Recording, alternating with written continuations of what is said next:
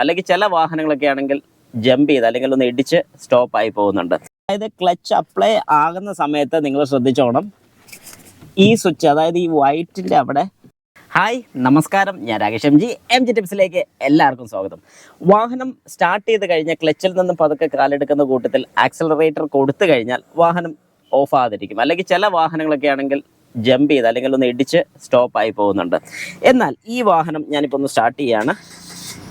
First gear ഇട്ടു, ഞാൻ ക്ലച്ചിൽ നിന്ന് പതുക്കെ കാലെടുക്കുമ്പോഴേ വാഹനം നല്ല സ്മൂത്തായിട്ടാണ് മുമ്പോട്ട് പോകുന്നത്. എത്ര പേര് ശ്രദ്ധിച്ചു? കണ്ടോ, ചുമ്മാ ഫ്രീ ആയിട്ടങ്ങ് പോവുകയാണേ. എന്തുകൊണ്ടാണ് ഇങ്ങനെ സംഭവിക്കുന്നത്? അതായത് പലരും ഒരു കംപ്ലൈൻ്റ് ആയിട്ട് പറയുന്നതാണ്, എൻ്റെ വാഹനം സ്റ്റാർട്ട് ചെയ്ത് കഴിഞ്ഞ് ക്ലച്ചിൽ നിന്ന് പതുക്കെ കാലെടുക്കും വാഹനം ഒന്ന് കുത്തി ഓഫായി പോകുന്നുണ്ട്.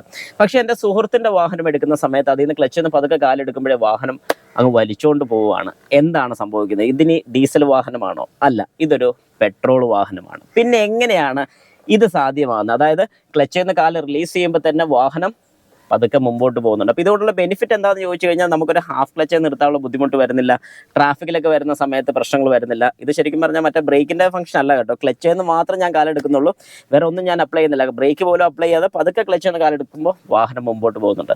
വേറെ ഒന്നുമല്ല, ഇതിൽ ശരിക്കും പറഞ്ഞാൽ ഒരു ക്ലച്ച് സ്വിച്ചിൻ്റെ ഫംഗ്ഷനാണ് നടക്കുന്നത്. അപ്പോൾ അങ്ങനെയാണെങ്കിൽ എൻ്റെ വാഹനം, അതായത് ഞാൻ യൂസ് ചെയ്യുന്ന സെലീറിയാന്ന് എല്ലാവർക്കും അറിയാം.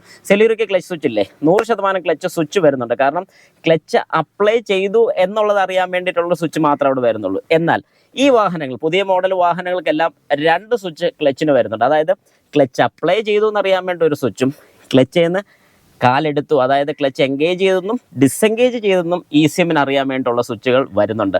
അതെങ്ങനെയാണ്? വാ, ഞാൻ ജസ്റ്റ് ഒന്ന് കാണിച്ചു തരാം. ഇപ്പം ഈ വാഹനത്തിൽ നിങ്ങൾക്ക് കാണാൻ സാധിക്കുന്നത് പോലെ ഇതാണ് ഇതിൻ്റെ ക്ലച്ച് പെഡൽ വരുന്നത്. ഈ ക്ലച്ച് പെഡലിൻ്റെ തൊട്ട് മേളിലായിട്ട് വേണ്ട നമുക്ക് ഇവിടെ കാണാൻ സാധിക്കുന്ന ഒരു സ്വിച്ചാണ്. ഇതിൻ്റെ പുറയിൽ വേണ്ട ഇവിടെ മേളിൽ കാണുന്നതും ഒരു സ്വിച്ചാണ്. അതായത് ക്ലച്ച് അപ്ലൈ ആകുന്ന സമയത്ത് നിങ്ങൾ ശ്രദ്ധിച്ചോണം, ഈ സ്വിച്ച് അതായത് ഈ വൈറ്റിൻ്റെ അവിടെ വന്നിത് പ്രസ്സാകുന്നത് കണ്ടോ. ഇപ്പം ക്ലച്ച് അപ്ലൈ ചെയ്തപ്പോൾ ഈ ബാക്കിലത്തെ സ്വിച്ച് ഓഫ് ആവുകയും ചെയ്ത് ഇത് ഓൺ ആവുകയും ചെയ്ത്. ഇനി എപ്പോഴാണോ ഞാൻ ക്ലച്ചിൽ നിന്നും കാലെടുക്കുന്നത്, അതായത് ക്ലച്ച് ഡിസെൻഗേജ് ചെയ്യുന്ന സമയത്ത് ഈ സ്വിച്ച് ഓഫ് ആവും, ഇത് ഓൺ ആവും. അപ്പോൾ ഇത് ഓഫ് ആവുന്ന കണ്ടീഷൻ എന്ന് ഉദ്ദേശിക്കുന്നത് അത് പതുക്കെ നമ്മൾ ക്ലച്ചിൽ നിന്ന് കാലെടുക്കുന്ന സമയത്ത്, അതായത് കാല് പതുക്കെ പൊക്കുന്ന സമയത്ത് ഈ സ്വിച്ച് അതിൻ്റെ ഒരു ഇൻഫർമേഷൻ, അതായത് നമ്മൾ ക്ലച്ചിൽ നിന്ന് കാലെടുത്തു പതുക്കെ എടുക്കുന്നു എന്നുള്ള ഇൻഫർമേഷൻ ECM കൊടുക്കും. ECM ഫ്യൂവൽ ഇഞ്ചക്ടറിലോട്ട് പൾസ് കുറച്ച് കൂട്ടി കൊടുക്കും. അതായത് കുറച്ച് കൂടുതൽ ഫ്യൂവൽ നമ്മൾ ആക്സലറേഷൻ കൊടുക്കുന്നതിന് പകരമായിട്ട് ആ സെയിം ഫീൽ അവിടെ കിട്ടാൻ വേണ്ടി ചെറിയ രീതിക്ക് ഫ്യൂവൽ ഒന്ന് കൂട്ടി കൊടുക്കുന്നുണ്ട്. അപ്പോൾ എഞ്ചിൻ ലോഡിനനുസരിച്ച് ഫ്യൂലും അവിടെ ചെല്ലുന്നുണ്ട്. അങ്ങനെ ചെല്ലുന്ന സമയത്ത് നമ്മുടെ വാഹനം ഓഫ് ആകാതെ ക്ലച്ചിൽ നിന്ന് പതുക്കെ കാലെടുക്കുന്ന കൂട്ടത്തിൽ വാഹനം മുമ്പോട്ട് പോവുകയാണ് ചെയ്യുന്നത്.